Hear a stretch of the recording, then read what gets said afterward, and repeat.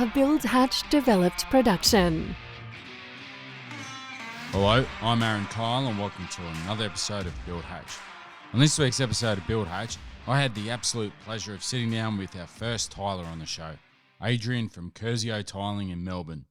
Not only did I enjoy having a first tiler on the show, it was even more special sitting down with a very traditional and family valued pioneer of the tiling trade who is doing absolutely amazing things in the tiling side of construction.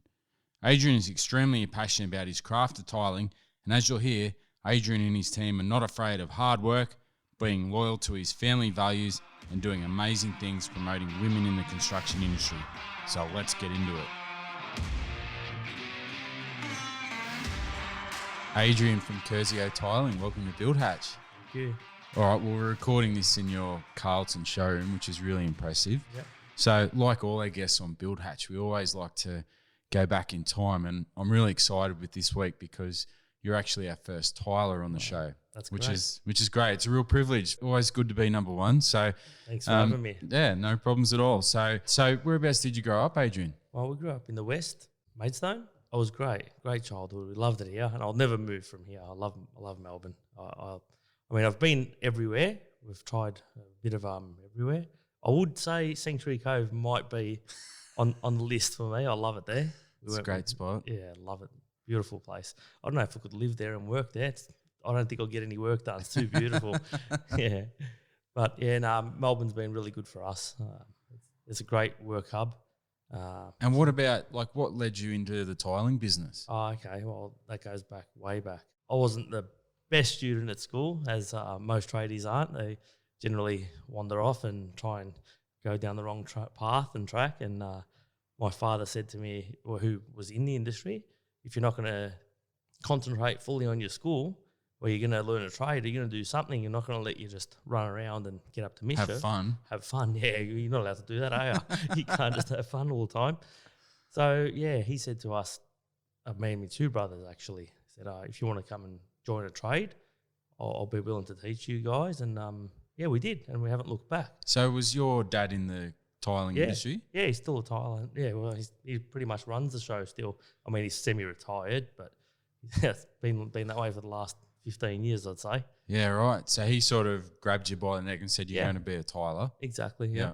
He said, I'd love for you boys to take on the legacy and continue it if you'd like to. He gave us the opportunity, and we grabbed it by the scruff of the neck and just ran with it. So you and your brothers? Yeah, two brothers, and we got a pretty large family. Our sister-in-laws and wives, and everyone gets involved and tries and helps out where they can in the bookwork and whatever they can. So you're obviously Italian. Yeah. So why is that? Because I see a lot of families where it doesn't gel and it doesn't work out. But you guys, if I can stereotype, Italians, fair enough, a lot of Europeans, they have this legacy and this appreciation for sharing and good old-fashioned family values.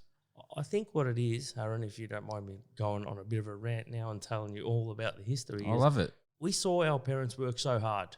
Like they went through the Depression, and they fought and fought and fought for us kids. And to see it just get washed down the gurgler is just too much for me. It's too much to watch that happen. So was that witnessing firsthand your parents working hard and the blood, sweat and tears? 100%.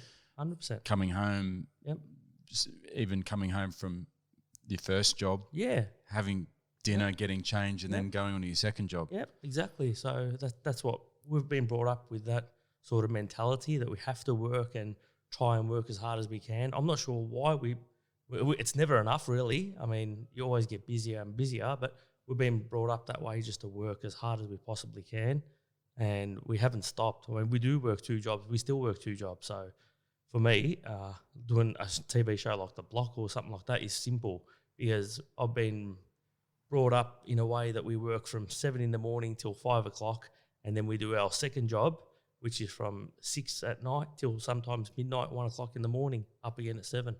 It's just normal. We've been doing that for 20 years. Values. Yeah. So 20 years worth of that we've been doing. So it's pretty easy. I'm just used to it now. So it doesn't just come naturally. I think it may be in my bloodline, possibly. It's just the way we've been brought up. Just work hard, that's it. So you came out of school Yep. and knew that this is it. I'm going to go Yep. work for my old man and, Yep. and work in the family business. Yep. So what did you do? Did you work straight away within the family, or did you work for somebody else? How did that work? No, we straight out of school, pretty much the same day I left school, I went straight to work. We were doing a big job in the city, and there was penalty, all that sort of stuff. I mean, it's still going on these days. There's penalty rates and all that. We needed to really get this job done. My dad needed all hands on deck. He said, "Look, what do you want to do?" I said, "I'll come to work. I'm not going to do well at school. I know that." So I think it was year 10, middle of year 10, start of year 11. We just said, you know what, let's just throw it in. And we just started from that.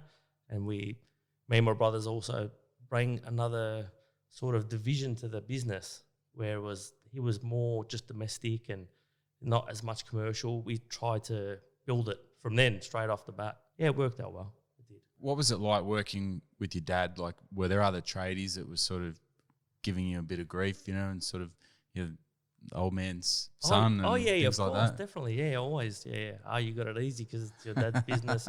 You always got your dad's business to fall back on, and your daddy's boy. It's always going to be easy for you, isn't it? But it wasn't that way at all. We were working till 9 o'clock at night, washing the tools in front of the truck lights every night. It was just that's how it was. So what sort of work? So you mentioned your dad already had the established residential arm of the business. Yeah. And you were trying to sort of take on more commercial work. We did, yeah. Well, I think we started doing some work up in Mount Buller in the Chalets, and we've done a lot of them. It was really, really big jobs. And because we had more manpower, myself and my brothers and other employees and whatever, we thought we could tackle it, and we did. And we done pretty much half of Mount Buller, Pentridge Village, Pentridge Village? Yeah, we done every house in there. Every single house, we done it under the lights practically. So that's a very interesting point that you bring up, doing a lot of Mount Buller. So for those that are listening to this, Mount Buller is basically probably Melbourne's premier snow peak. Yep. It's a great village and lots of chalets and things like that. So how did that opportunity arise with being a tiler and having that opportunity to do that village? Well, when you do good quality work, like we always do quality work, the chalets in Mount Buller is a very prestigious place, and they want good quality craftsmen to work there. So when we got the call up from a friend of a friend or whoever it may be, that as soon as they saw our quality of work, they had to keep us there. And there was a couple of funny stories actually. We went to the wrong place, to the wrong chalet, and we started preparing ourselves to work, but it wasn't even the right place. And then the guy didn't want to let us go. He's like, "No, you guys have to stay here." And I'm like, "No, I'm sorry, we actually got the wrong address. It was next door." And he's like, "Oh, please stay." So yeah, it's a lot of He funny just let stories. you started retiling the whole bathroom. Yeah, well, there was another chalet going up there, and we couldn't do every one of them. Obviously, there's too many of them up there going on back in the day. Now some people would consider that a fair hike. I mean, I travel around a lot, so I don't consider it a huge hike, but it is a pretty big hike. It's 2.5, 3 hours definitely is, in traffic from Melbourne. So, that's commitment. Yeah. Well, like I always say, a lot of people say there's no work out there. I said there's no time for that much work out there, really. There's work everywhere. You just got to chase it. Like we did. We chased it all the way to Mount Buller. And it's very clever because also what happens if someone who lives in Melbourne, you do their chalet in Mount Buller, you're more than likely to do their house in Melbourne. 100%. That's the way it goes. Once you start building rapport with some of your clients, they won't let you go. They won't let you go. Like a friend of ours, Matty from Elevate, he won't let us go now. He's like, we just done one job for him to help him out.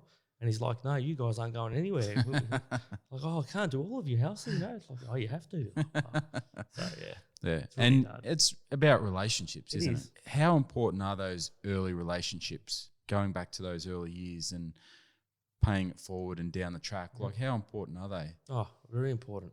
Without it, you couldn't drive a successful business. You just couldn't do it. Without building a relationship and a good rapport with your clients, you would go backwards. As soon as you do one bad thing to one client, you just stop. Because the bad word gets around a lot quicker than a good word does, actually. It does. Can you explain, like, how tough it is when you're going through a bad experience or you have someone do the wrong thing. Like, how does that impact you and your business and your family and everything else? It's massively. So we done a building. I won't name any names or anything like that, but we done a building in central Melbourne, and we didn't get paid up to almost $90,000, and that's a lot of money. That's a huge amount of money. Yeah, that was also about 15 years ago. We had no leg to stand on. We couldn't do anything to recoup the money. We weren't going to take it to court. The guy had no money. He said we can't do anything. So no money, no assets, or nothing, all the above. Nothing. Couldn't do anything about it. And we said, you know what? There's a lot of people in a lot worse off positions. Let's just pick ourselves up and just keep going. And that's what we did. But that's a hard pill to swallow too. Like that's I don't mean to skim over it, but behind the scenes, there's those tough conversations with your loved ones and family members, and particularly being a family business as well. Like, that would hurt. So we wrote it off. We just kept working and worked doubly as hard. Like I said, we've been doing night shift and doing whatever we can do to get back, up to that above board. And it took years and years to get back just to zero, right? Without owing money or anything like that. Yeah, everyone who worked for us, we wanted to pay them. Well, imagine working 12-hour days, 10-hour days, and you get past, say, 8 hours, and then it's like, well, thank you. That's just paid off this week's bill. Yep. Now I can earn some money for myself for the next 4 hours or so. Like, it's tough. It took time. It did take time. But we just worked our way through it. Like I said, and like you were saying earlier, with family, everyone bunches together, and we just we made it work. How do you approach that? Like, do you grab the family and sort of say, look, guys, this is what's going on, or we're down nearly $100,000? Yeah, well, that's when we just started getting into the commercial sector. Like I said, my dad probably had the right idea, not going down that path. He just said, look, let's just work our way through it. We'll see what we can do and just keep going. Try our best. Yeah, so we just tried our best. We had to obviously sell some stuff or do whatever we had to do to make it work, and we did. It's such a positive attitude, because the people I talk to and the people I see, and behind the scenes, there's these tough conversations with family members, and there's blame and there's regret and there's resentment, but here we are in Melbourne, and we have an Italian family that doesn't do that. It's supporting one another, and this is it, guys. We're going to get on with it. So that was, after that job, we took on Pentridge Village, and we worked night and day. Like I said, we just took it on, and we just went as hard as we possibly could, and we just got back on top of it. Took years and years to come back, but we got there. So, you got there in the end. It worked out well, and now we're going down different avenues, as well, collectively as a company. But we're looking at different things to do, like selling tiles and adhesive and all this type of stuff. Try our best to make a little bit of money here and there so we can survive. I mean, it's not easy out there.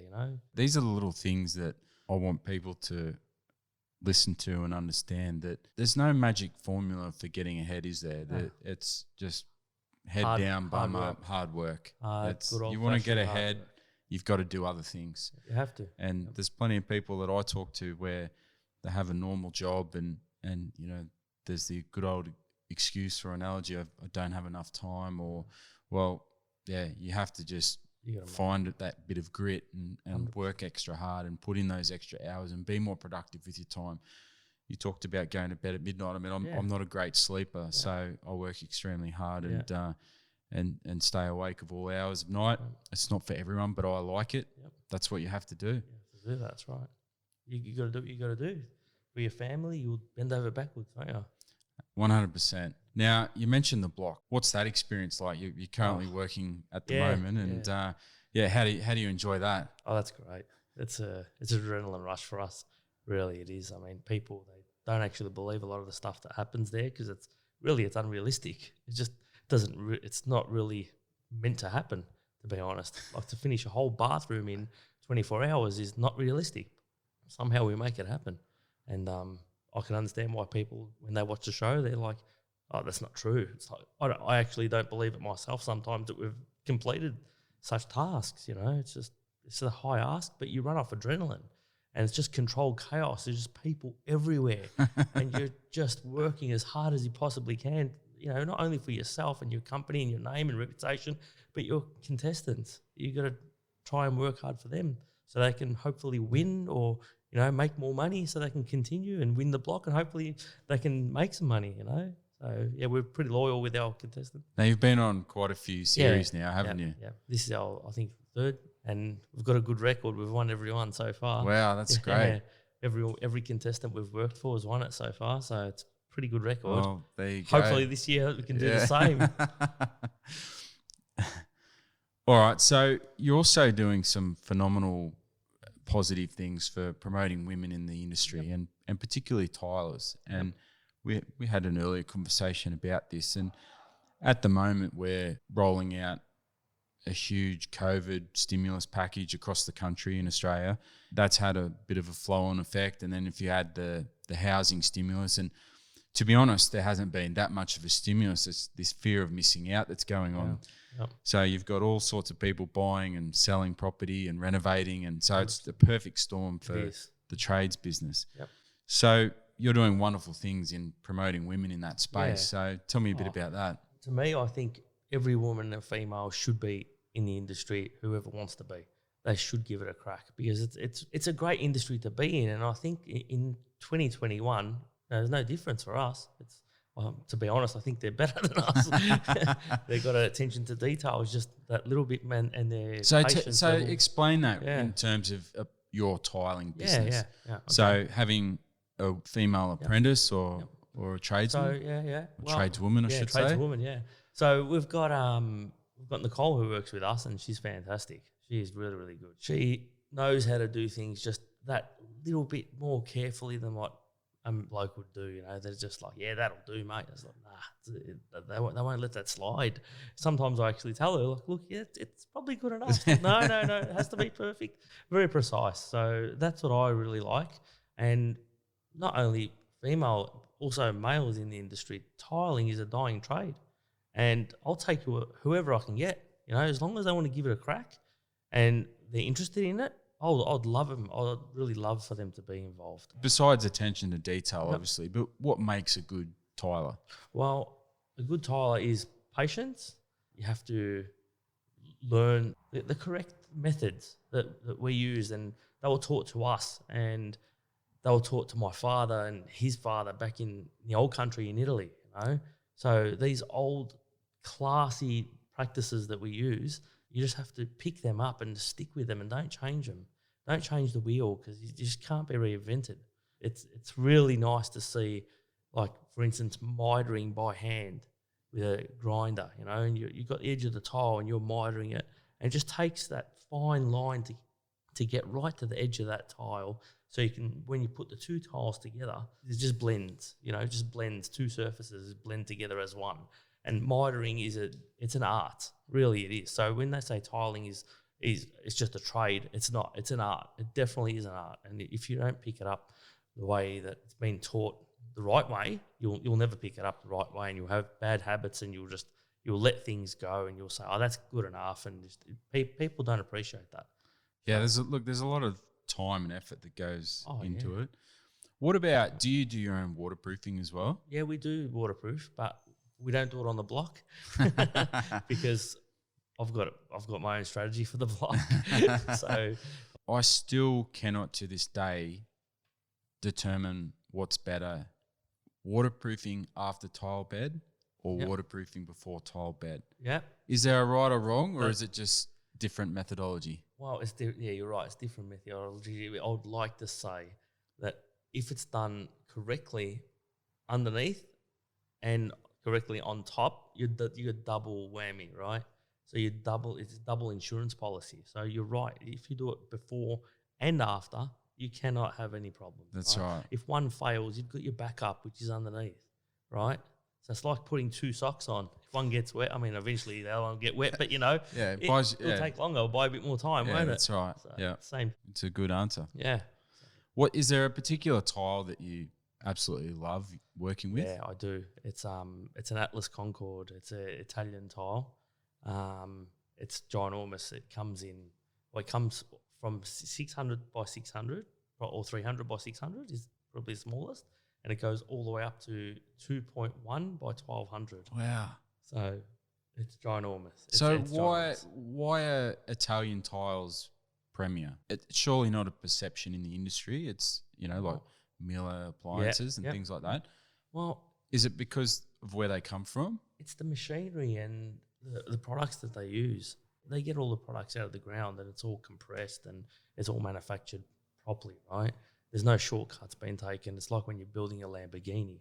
It's been put, or a Rolls Royce or something, it's been put together with, great detail, and there's no shortcuts. It's the process. Right? So when you put something together perfectly like that's an Italian tile. If you put something together that's been rushed and you've got 50 people working on it because the labour content is so much lower, so you can have 50 people working on it rather than one craftsperson. You have 50 people, you could have 50 the times of the production. So how could you compare a Chinese manufactured tile to an Italian tile? You just couldn't. That's right. It's impossible. What about on the opposite end? Is there a particular tile that you hate? Like, Not hate. They're just very time consuming. Is mosaics. Mosaics to me, I love doing them because you get great satisfaction. But I actually would rather lay a big tile because in the time you'd lay 1,000 mosaics, you'd lay one tile and it's finished. And it's funny though, isn't it? Like people think tilers prefer the smaller tiles, like a 300 by 300. But the larger tile, the better. Well, it's not only the larger the better. It's even for later on down the track when you guys have to clean them, right? We don't need to clean them. We're going to lay the tiles. We're going to get them down nice. We're going to go at them properly. We're going to clean them once and we're going to walk away. But you're going to be stuck with it cleaning the rest of your life. So the more grout lines that you've got, which is very hard to keep clean, the grout lines, that's very hard. So the more of them you've got, the worse it is for you. And I don't want to do that to our clients. Our clients, I want to protect them from having a dirty floor. I want their floor to look beautiful and clean for its whole life. So how do you do that? Like, is that where you should use it like a rectified tile? Yeah. So you don't have to have rectified and larger, so there's less grout lines. So if you've got small mosaics and you've got thousands of grout lines, impossible to keep clean. If you've got particularly in white. Oh, of course in white, and that's what everyone's going these days. They go on the white Carrara marble or Calcutta, and they got white grout, and it's impossible to keep clean. So now what we're recommending, because we don't want to change people's their design and stuff. There's architects and everyone involved. That's fine, but we just got to put the right material in, and we're recommending to seal it now. So when you've got white grout on the floor and there's lots of it, we're just we're trying to say either use an epoxy grout or seal it or something like to make it easier for them later on down the track and get longevity of their job. It'll be beautiful. Have you ever been asked to tile something that's been really out there or really challenging and thought, oh, this is a bit crazy? Yeah, I do all the time. I get asked that on a regular basis, actually. To copy something on the block that looks unrealistic. 100%. Yeah. Well, we're actually doing a lot of graphico walls now at the moment. It's actually a mosaic that's got a print on it, and you can get any type. I can take a photo of you, Aaron, and I can get it built in Italy, a whole mosaic mural, and it will be a photo of you perfectly on the wall. And people ask us all the time, where do you get that from? Because they saw it on the block, and I'm like, Graphico's got it. So they go and see Graphico, and we do that. It's something out there and unique. Yeah, definitely. right. Yeah. Bit of pressure to It is. Yeah. get it right. It is. With that, if you stuff one of them up, the whole project's stuffed. Yeah, right. So it just takes a lot of time and attention to detail. Heaps of time to make sure it's all perfect. All right. So there's your brothers in the company and your father and uncle as well? Sister-in-laws. My uncle and my dad, who started this business when they came out here from Italy, they started selling tiles. And then they went bad, right? It was the 90s. It was just hard. It was very hard. So they had tile shops. They had 3 tile shops, probably one of the first around. And they were doing well. They were doing really well. And then they made a couple of wrong moves and stuff. It was bad time and whatever. And so they didn't go too well. Then they went into tiling as well. Back to tiling. Back on the trade. Back on the tools, because they thought it might have been an easier life just selling them and whatever, but it wasn't the case because the timing was wrong. And they said, yeah, we'll never do that again. And so they started their business. That was 1974, doing the tiling. And then they went their separate ways, my dad and his brother, because they lived on the other side of the city to each other. So it was a bit difficult. It was a bit fragmented. Yeah, it was. There was no bad blood. They loved each other. They still help each other all the time, whatever. But just a bit more difficult. So me and my brothers, we all made a plan to stick together. So when we all bought our houses, we all bought them probably within, I can throw a rock at my brother's house, and my other brother's like 5 minutes away. So yeah, we made a deal. I love it. Yeah, we made a deal that we'll stay close by. So that made it a bit easier. So yeah, then my dad took his section, and my uncle and my cousin took his section. So they're still going. Yeah, it's amazing, isn't it? The big extended family and the values. Yeah. Now tell me about Stone and Oak. Yeah, okay. So Stone and Oaks, it's a shop that we're starting. My wife and I are just doing that because it's a bit difficult. We don't really want to go down that whole path again of starting another tile shop after all that stuff happened many, many moons ago. So we said, you know what, we'll just try it in a small scale this time, and we'll just service our own clients rather than service too much of the public. So we don't generally sell much to the public. It's only to our clients, really. Yeah, so you're able to, the advantage of that is you're able to bring your existing clients or new clients that are referred to you, you're able to bring them into this showroom here and sit down with them and show them these products. Try and help them get some nice tiles. That's all it is, really. I like working with good quality stuff, so I'll show them the good quality products that we've got. I can recommend it to them. Say, this is a good quality product. If you'd like to use it, it's an option. By all means, if you'd like to buy it somewhere else, you definitely can. It's just my opinion, and that's our way of giving them sort of another option, and sort of help them like be a one-stop shop type of thing. Yeah, look, I think that's really important, and I think it's clever that you're able to provide that service and like you said, not think too much out of the box and think, look, I don't need to go buy this extravagant new vehicle or enter a lease for a 3-year lease. You've just sort of tapped each other on the shoulder and thought, how can we maximize another resource out of what we've got and generate some more income and provide a better service, which in turn improves your business. That's exactly right. That's what it's all about in the end of the day, is just giving our clients the best that we possibly can. That's all we can do. We give them our advice, our quality workmanship, and that's all we can do. If they come to us with a pretty bad quality tile, I have done it before in the past. I've said to them, look, I don't actually want to work with this tile. It's no good. Take it back. I won't do it to my clients. So explain that to the people that are listening to this. Why does crappy tile that's from God knows where, how does that impact you and your ability to be a good tiler? Well, what it does is it makes us, it's pretty much impossible to provide a great service for our clients and give them a great finish, because the tile that we're working with and the material is not to the correct standard, or our high standard anyway. But is it like if we're comparing, say, a 1200 by 1200 tile, and one's from Italy and one's from China or somewhere else, like how does that impact? Like they're both the same size. Yeah, but they're not straight. They're not. You'll never get both tiles flat, because one's curved up like a dome and the other one's curved down like the bottom of a teacup, and it's just impossible to get. So they're inconsistent finishes and things. Yeah. So if you get tiles like that, which does happen sometimes, I mean, there could be seconds or something. They might have got them really cheap. It does happen, because they're not going to just throw them out, are they? They're going to try and sell them somehow or another. What is a reasonable price for a tile? Like, is there like an average price that you think, well, this is usually means this is a good quality tile? Well, for a Chinese tile, a pretty good quality tile, you'd be looking around the mid-$30 mark. And for an Italian tile, probably mid-$60 mark. So it's almost double the price. So that's the same as a Lamborghini and a Hyundai, isn't it? It's probably that's right. Definitely double the price. What's the most expensive tile you've ever worked with? Well, I've worked with, I think it probably would be the Atlas Concorde, the really big stuff. It's $140 a metre. So that's really expensive. But it's great big stone. There's hardly no grout joints in it.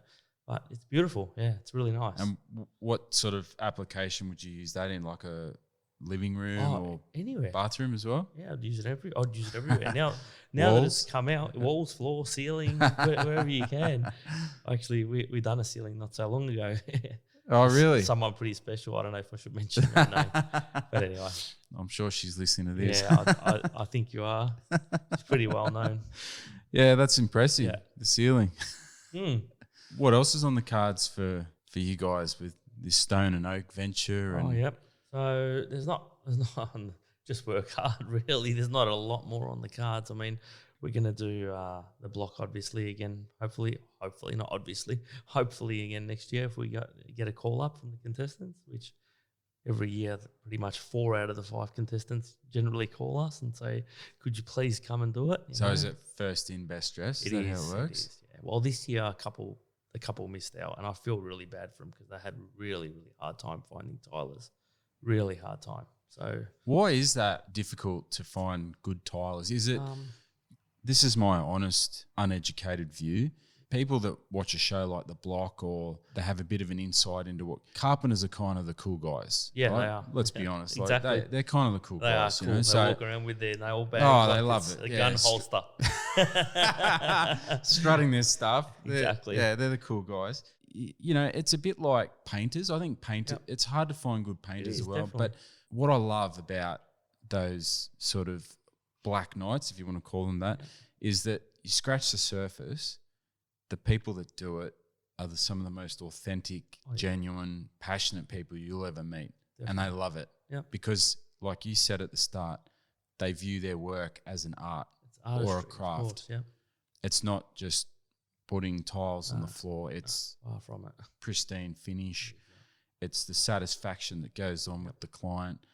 And let's face it, it's a sexy trade as well because at the end of the day, you're the money shot. Yeah, exactly. Yeah, They've got their house. You're the magic man coming in, or woman, coming in and transforming a space. Or, you know, I even think of the young couple that's doesn't have a lot of money and they're renovating, or they have an apartment or something like that. It might be $15,000 renovation, $25,000 renovation, but to that couple, the young couple, the first home buyers, anyone, you've pulled off this amazing space, made it look beautiful. It's the pride and joy of the house. It is, definitely. Because, I mean, as soon as you walk into any property, you walk in, the first thing you do when you open the door, I don't know if it's, maybe I'm generalising because it's me. As soon as I open the door, the first thing I do is I pan my eyes along the floor, up the walls, and then I look around. So it's always from the floor, then to the wall, then to the ceiling and lights and fixtures and kitchens and other stuff. Comes later for me. But I think generally people do look at the floor first, and I think that you'd have to walk. So you'd have to try and see where you're going, right? So that's right. You're going to look at the floor. So the floor is very important. Or you take your shoes off and it's the first thing you see when you walk in someone's home. 100% true. You're always looking at the floor and it has to be perfect, you know, faultless. And there's some new products actually that came out a couple of years back, and they've been perfecting them, and they've been asking me for my advice, and I've been tampering with their products, and we've been perfecting it, and we actually have got a really, really good one now. It's actually a clip where it holds 2 tiles together and it makes them lipless. So it's just perfectly flat. Oh, really? So this is like a new system. Configuration tool when you're actually installing the tile. Yeah, so when you're installing the tile, it's a clip that holds 2 of the tiles together, and then when you put the wedge in, it holds both of the tiles dead flat, dead level. So that removes any lippage. Because what happens is generally if you adjust, say, configuration of 2 tiles, there's a risk of by adjusting that one tile, you throw the other one out. Exactly, because the glue pushes underneath and goes to the next one. It lifts it up. And so we've been working closely with a company in Queensland, actually, when we went to Sanctuary Cove, where I'd love to live. I went and met up with him, and great guy, another small business, and he's doing well. He's doing really well, and he's got a great formula to make the tiles flat, and I love it. It's Clip It. He's actually one of our sponsors. Oh, there you go. So it's very clever with your shirt. I mean, you obviously do a lot for the block as well, presentation, uniform, and clean and that's, I mean, it's pretty dirty now, but yeah, we worked on the block had a all big week. day, Big day, huge day. But Marpa is another one that's an Italian company. So Marpa, is it? So Marpa it's a multinational company, right? They're ginormous. But when they first came to Australia, they couldn't speak English. So my dad had a meeting with them, and They're Italian as well. Italian company. And the first time they came to Australia, they said to my dad, "Do you want to try some of this glue?" Obviously, all in Italian, the whole lot. It's like my dad's like, "Oh, I've got this black label glue. It's a really good glue. It's from Australia." He's like, "Oh, you got to try this. This is an Italian company." And he said, "All right, look, we'll try it." And my dad actually loved it. He fell in love with it. He said, "You know what? This is the best glue I've ever used. Not because it's an Italian company, not because it's whatever, not because it's more expensive. Just I love it." So when he said to them, "Right, I'll order a pallet," we were one of the first ones to order this pallet of glue adhesive in from Italy. And they were like, wow. So they're forever grateful, obviously, to us. And same back, we love the brand, and they love that we were one of the first ones using it, and we're still using it to this day, Yeah, that's amazing. That's a good story. Same thing, just good old-fashioned relationships. Exactly. So that relationship, it should be like a handshake. They used to say it's a golden handshake. I love it, yeah. And people who stand by it, that's the hard part. To get a handshake and someone say, "Yep, no worries, it's all good," and then it's not. It must happen. You must hear a lot of it. But for us, the golden handshake, and it's just still been going for 30-odd years, it's pretty good, isn't it? It is, and I talk about it regularly, but and I guess it's probably the inspiration behind this podcast as well, is that here we are. It's late on a weeknight, and you've been flogging yourself, hard labouring all day, enjoying your craft, but it's always time to offer someone an opportunity, or someone. I'm sure if someone said, "Look, can we come in, and I'm working until 6 p.m. every night. Can I come in at 7 o'clock, and can I bring the kids?" 100%. You would have them in here without 100%. Even thinking about it. And, the opportunity to help someone, and that's what it's about, isn't it? Yeah, I mean, if you go to a big store or something, a big company, they're not going to have that sort of relationship with you, because they're just someone's working there from 9 till 5, and at 5 o'clock they're gone home, and they don't care who you are. Even if you're the queen and you walk on, you're not going to get served, But small businesses out there, they go the extra mile for people, and people should realise that. Should support local business and small business, because they're going the extra mile for you, Yeah, look, it's very important. And as I said, just sitting down talking to you, it's inspirational stuff. And the wee hours that you have outside of work where you're not working, what do you like to do outside of work? Work. Outside of work. Yeah. I've got 3 girls at home that any minute I get, I love going out to restaurants. I mean, lately with COVID and stuff, we haven't done enough of it, really, to be honest. But yeah, we love going out, and we love traveling, which we can't obviously do again. But we love spending as much time as we can with our family and our kids, and going out for dinners and go visiting people, and spending some quality time is important, Yeah, it is. And it was only the other day I was talking to someone, and I remember growing up, and like Sunday before, like, this is obviously we have phones or mobile phones nowadays, but I remember growing up, and Sundays were sometimes, maybe not every weekend, but at least 2 weekends a month of visiting people. You'd get in the car and you'd go visit someone, maybe turn up with some scones or whatever it might be, but sit down and visit someone, and make the effort and talk to them. And so I think that's been lost along the way. I mean, things are obviously very different nowadays, but it just goes to show that importance of talking to people and having an honest, genuine conversation with people. That's very important. Go and see your family, see your friends, and making time is really important. And running a business and trying to have that work-life balance is very difficult, very difficult. And I mean, with COVID, you didn't have any time you weren't allowed to visit anyone. So we're missing it more now than ever, to be honest. 100%. Yeah. So we have to make the most of it, I think, once everyone's come to the realisation that COVID's hopefully, a little bit better, or hopefully done and dusted. But I don't know about done and dusted. But yeah, we should all make more of an effort with each other, because I think this should show everybody that what we've been missing, over the last year. Yeah, I 100% agree, and particularly here down in Melbourne as well, who's unfortunately have suffered the worst out of all the lockdowns. But yeah, I mean, people have a different mindset now, I think, we're generalising, but people are more caring and sincere and, I think so. and willing to go that extra step, I think. And I think so. We're lucky in the construction industry, to have kept going and I guess moving on into the new post-COVID life. I mean, as I say, there is a bit of a challenge in finding trades, but I think in our industry, without sounding selfish, we're very lucky that for the next 5 years, it's all about working hard, looking after the clients, looking after the contacts and connections, because after 5 years, who knows, it might sort of stagnate or go back to more of a flat line. But right now we're in midst of a skills shortage and trade shortage, we're very blessed. Touching on that skills shortage, we're looking for apprentices. We have been for the last year, and it's very, very tough to find. Like you said before, the gun holster carpenters are pretty easy to find, but tilers are very, very difficult. So, yeah, we're trying to employ as many as we can, young ones, just to try and teach them the same way we were taught, same work ethics and the great skill set that we've learnt along the way. We don't want to see this legacy just go. And like I was saying earlier, we come from a family of all boys, and now we've got all girls.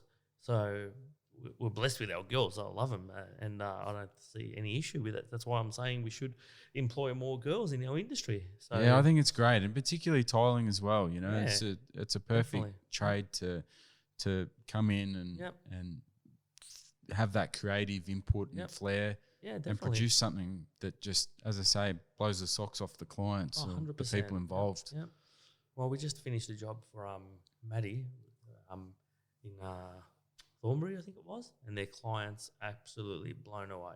And we've had nothing but great feedback from them, and they're in love with the work that we've done for them, and they say it every day, like, "Oh, it's beautiful, it's beautiful." You can't stop saying it's beautiful, it's beautiful. That's what I mean. What we do every day, It's the touchy-feely side of construction. So it is. Even as simple as a laundry, or a bathroom, they're in there.